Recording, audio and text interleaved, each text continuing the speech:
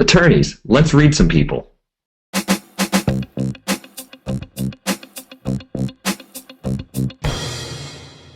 And welcome back again to Training for Trial with Robert Graff of GraffStandard.com. Rob, we're doing a 4-part series to help people overcome their dislike of the voir dire process, an important aspect in the whole training for trial concept here. So let's read some people. What are we talking about in this particular episode today?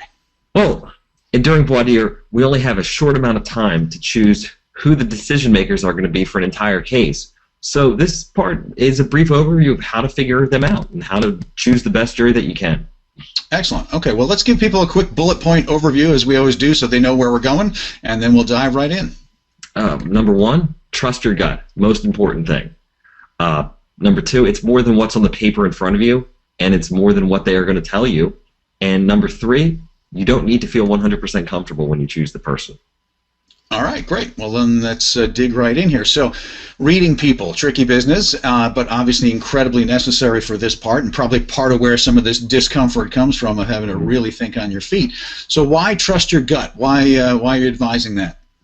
It's probably the best indicator of whether you're going to like that juror or not. You're scanning the room. If they look like they're not interested in being there, if they look like they're just giving you dirty looks, go with your feeling. I mean, if somebody feels wrong to you, then how are you going to relate to them when they're sitting in the jury box? How are you going to relate to them when you're trying to ask them to make a decision on your behalf or in favor of your client?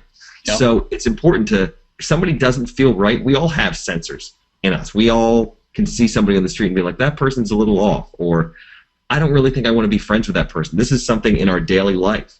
I was talking to somebody recently who said, I had a friend, and every time I walked away from that person, I didn't like who I was. So why would you want to continue to be friends with that person? Well, it's that same feeling. If you get a feeling of somebody doesn't feel right, go with that feeling. That's probably the best indicator of whether somebody's going to be good for a jury or not.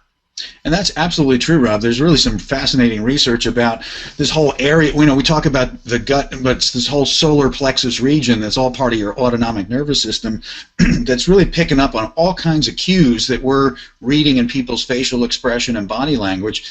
Turns out to be pretty reliable. Some people even talk about the solar plexus being your second brain, So yeah, that gut is reading a lot of information. You ignore it at your peril, Exactly.